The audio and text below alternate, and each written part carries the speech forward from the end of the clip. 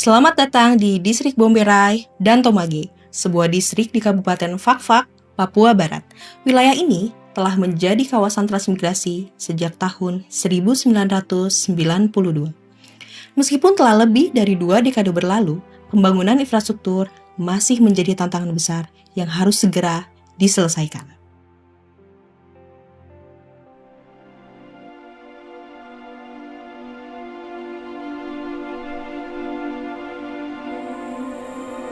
Sebelum berdiri sendiri, Bomberai merupakan bagian dari distrik Kokas. Pemekaran pertama dilakukan pada tahun 2005. Kemudian, tahun 2015, wilayah Bomberai kembali dimekarkan menjadi distrik Bomberai dan Tomage. Salah satu tantangan utama adalah konektivitas. Jalan utama yang menghubungkan antar kampung masih jauh dari kata layak. Jalan yang ada seringkali berlubang dan tidak rata. Hal ini membuat akses menjadi sulit, terutama pada musim penghujan. Perbaikan jalan dan konektivitas ini adalah hal yang mendesak. Tanpa akses yang baik, pertumbuhan ekonomi dan pembangunan sosial menjadi terhambat. Selain itu, akses listrik yang ada masih sangat terbatas. Ketersediaan listrik hanya 12 jam per harinya. Banyak dari warga yang masih mengandalkan sumber daya alternatif seperti lampu minyak atau tenaga surya untuk penerangan setiap harinya. Terbatasnya akses listrik yang stabil mengganggu kehidupan keseharian masyarakat, seperti kegiatan belajar anak-anak serta aktivitas ekonomi lainnya yang bergantung pada energi listrik. Sumber air bersih juga menjadi masalah yang serius. Sebagian besar warga masih mengandalkan sistem tada hujan untuk mendapatkan air bersih yang digunakan untuk keperluan sehari-hari, termasuk untuk minum. Padahal, kualitas air hujan yang ditadah belum tentu aman dan higienis.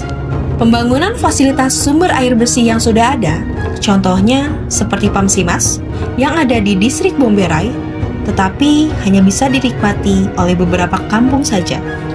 Masih banyak dari rumah tangga yang kesulitan mendapatkan akses air bersih dengan mudah. Selain itu, fasilitas sanitasi juga belum memadai.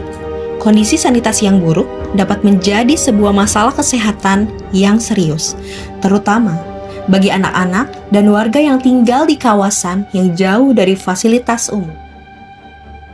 Fasilitas kesehatan seharusnya menjadi kebutuhan dasar yang harus dipenuhi secara maksimal. Namun kenyataannya, kualitas fasilitas kesehatan yang ada masih jauh dari kata ideal. Ketersediaan puskesmas yang layak seharusnya menjadi perhatian khusus bagi pemerintah daerah maupun pemerintah pusat. Lebih dari itu, tenaga kesehatan juga masih sangat terbatas. Jumlah dokter, perawat, dan bidan tidak sebanding dengan kebutuhan masyarakat yang tersebar di banyak kampung.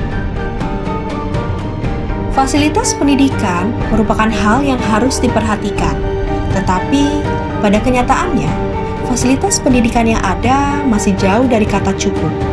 Tak hanya infrastruktur yang menjadi persoalan, kurangnya tenaga pengajar juga menjadi tantangan besar yang perlu diselesaikan bersama. Pertanian yang menjadi mata pencarian utama bagi sebagian warga juga terhambat oleh kurangnya infrastruktur pendukung. Misalnya, bendungan dan saluran irigasi yang seharusnya dapat membantu mengairi lahan pertanian seringkali tidak terawat dengan baik. Jika sistem irigasi dan pengelolaan air lebih baik, hasil pertanian di daerah ini bisa meningkat secara signifikan. Namun, akses terhadap pengembangan fasilitas ini masih sangat terbatas. Meski sudah ada upaya pembangunan fasilitas seperti pasar dan terminal, sayangnya banyak dari fasilitas tersebut masih belum bisa dimanfaatkan secara maksimal. Masalah utama adalah legalitas serta perizinan yang belum jelas, sehingga fasilitas-fasilitas tersebut tidak dapat berfungsi dengan baik dan tidak memberikan manfaat yang seharusnya masyarakat dapatkan. Namun, di balik semua tantangan ini, masih ada harapan. masyarakat di kawasan transmigrasi ini memiliki semangat yang tinggi untuk maju.